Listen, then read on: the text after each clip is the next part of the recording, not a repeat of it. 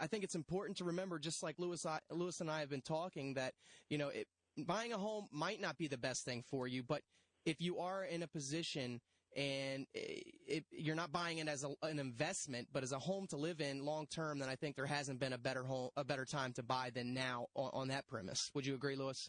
I would, and also, whether people are out there exhorting home ownership or not, people are going to have to buy houses, and people are going to have to sell them. Yep. I think the mistake that everyone's making is that somehow the economy has to be driven by people moving in and out of houses. That's not really a productive activity. It's a necessary activity. But to spend a lot of money in terms of trying to manipulate the housing market when nothing gets produced as a result of it is a big mistake. Yeah. And if it's a good time to buy, then people should buy. And whether we sell 6 million homes in a year or 4.8 million homes in a year, there's a lot of opportunity there to get a good deal. There's a lot of opportunity for a lot of real estate agents and all the ancillary services.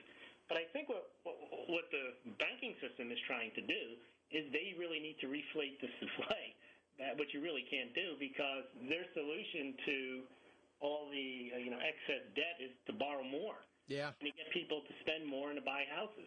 Yeah. And I think eventually we're going to see the prices come down to the level that the market can bear. And again, that'll differ from area to area. And as Ryan said, if you have questions in the Virginia area, definitely give him a ring. Because certain areas, that level's probably already been reached. When you can buy a house, for example, in Detroit, if you can buy a house for $5,000, yeah, I don't see what the downside risk is there, really. I don't either.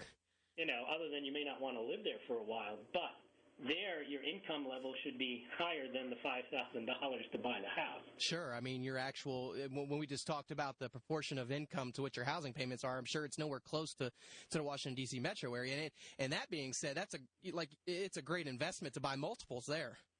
Sure. And again, but that person becomes an investor, not somebody who wants. In some respects, a home could be considered a consumer item. Yeah. I think you sent me an article that showed that consumer spending is up. Yeah. Now, that may be good, but that doesn't solve the underlying issues with the economy, because if the economy is just based on what people spend, that means they just go further into debt to do it. Yep.